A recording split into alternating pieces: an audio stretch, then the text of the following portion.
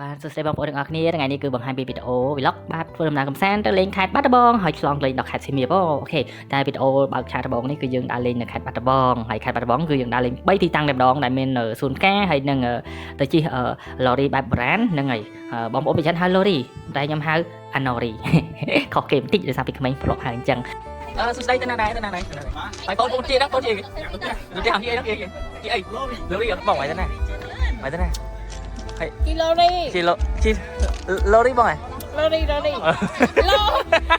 ហើយយើងចង់ជិះបែបឡូរីបែបបុរាណហ្នឹងហើយគឺចេញមកគឺយើងជិះនៅលើផ្លូវរថភ្លើងតែម្ដងបាទហើយអូយហើយទេសភាពមិនថាស្រុកភូមិមិនថាវាស្រែចម្ការគឺឃើញបានស្អាតតែម្ដងដូចក្នុងវីដេអូហ្នឹងជាក់ស្ដែងហើយអ្វីដែលសំខាន់បងប្អូនដែលចង់ធ្វើដំណើរមកជិះអាណូរីបាទបងប្អូនអាចធ្វើដំណើរមកខេត្តបាត់ដំបង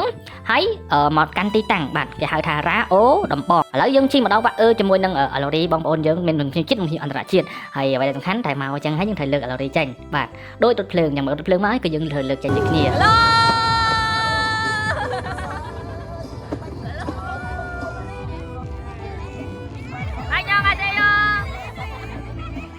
ក្នុងកម្មវិធីនេះគឺពួកយើងចុះពីលើនឹងឲ្យចុះទៅដើម្បីគាត់ឡើងបាយអឡាអេឥ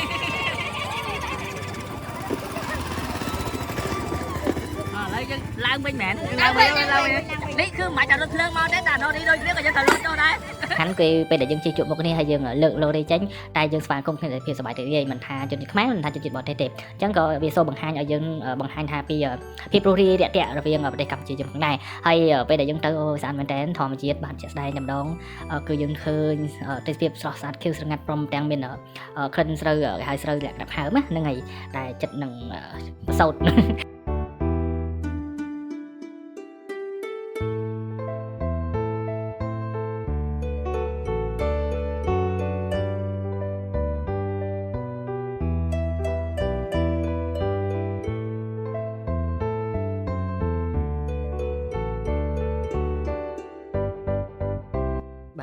មកដល់ទីតាំងនេះម្នាក់ហៅសគាត់បញ្ជាក់ថាបងអើយទីតាំងនោះស្អាតដូចកោះបាលីអញ្ចឹងដែលស្ថិតនៅក្បែរភ្នំសំពៅសរសេរជើងភ្នំហ្នឹងបាទហើយបងប្អូនឃើញហើយបាទស្អាតអត់បងប្អូនអត់ចង់បាញ់គាត់ប៉ុន្មាននេះបន្ទាប់មកយើងបានចាក់ចេញពីខេត្តបាត់ដំបងយើងឡើងមកដល់ខេត្តសៀមរាបតែម្ដងសម្រាប់បងប្អូនដែលធ្វើដំណើរដើរកំសាន្តបាទមិនថាទៅទីខេត្តណាទេបើសិនជាមានមន្តសហគមន៍យើងដែលគាត់មានការជូនភ្ញៀវទេសចរមានរថកង់3មានអីចឹងបងប្អូនមានយានជំនិះខ្លួនឯងក៏ដោយប៉ុន្តែក្នុងករណីដែលយើងធ្វើដំណើរពីចម្ងាយយើងជិះឡានហើយអញ្ចឹងយើងគិតថាយើងចង់បានការកំសាន្តបែបធម្មជាតិបែបលក្ខណៈថាស្រស់ស្រាយគឺបងប្អូនគ្រាន់តែចតឡានទុកអវ៉ាន់ទូទៅកៅអៅសម្ភារៈយើងយកតែអវ៉ាន់សំខាន់ទៅដាក់តាមខ្លួនបានហើយបាទយើងជិះកង់3និងជិះកង់3ទៅបានចូលរួមជួយដល់សហគមន៍ផងដែរបាទហើយយើងក៏បានស្គាល់ទីតាំងថ្មីផងដែរដោយសារអីបងកង់3គាត់ស្គាល់ទីតាំងច្រើនជាងយើងអញ្ចឹងគាត់សួរយើងសួរគាត់ទៅថាយើងទីតាំងណាដែលយើងមិនធ្លាប់បានទៅឲ្យគាត់ជូនទៅតែម្ដង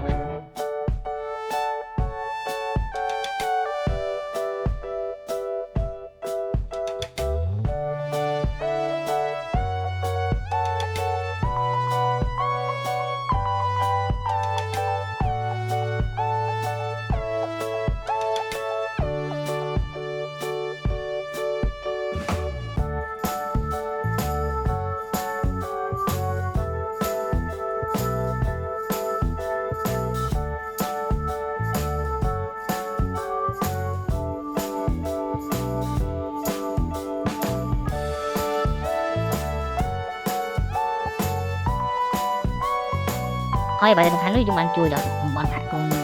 ខេត្តសៀមរាបផងដែរដែលបងប្អូនយើងជាប្រជាជនយើងស្ថិតនៅទីនោះបានរកកម្រៃពីភ្ញៀវទេសចរព្រមទាំងភ្ញៀវជាតិផងដែរហើយអ្វីដែលសំខាន់បងប្អូនដែលចង់ធ្វើដំណើរកំសាន្តទីតាំងច្រើនកន្លែងបងប្អូនហ្នឹងហើយអាចឲ្យបងកង់3គាត់ស្គាល់ទីតាំងលេងកំសាន្តច្រើនអាចណែនាំប្រាប់យើងថាទីតាំងកន្លែងណាដែលយើងមិនដែលបានទៅយើងអាចប្រាប់គាត់នឹងជួយយើងទៅដូចក្នុងវីដេអូរបស់ខ្ញុំកំពុងដើរកំសាន្តនេះគឺយើងហ្នឹងខ្លួនខ្ញុំតខ្ញុំស្គាល់ចឹងខ្ញុំនាំបងខ្ញុំដែរគាត់បានទៅបងប្អូនដែលគាត់បានស្គាល់ទីតាំងដែលខ្ញុំចង់នាំគាត់ទៅមាន